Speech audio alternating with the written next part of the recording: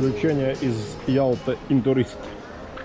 Закончился наш предновогодний заплыв на 1300 метров.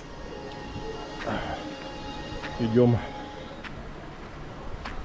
купаться, пить кофе, а потом идем на чайку обедать. Плюс 5, холодно. Завтра зато плюс 10. Ладно.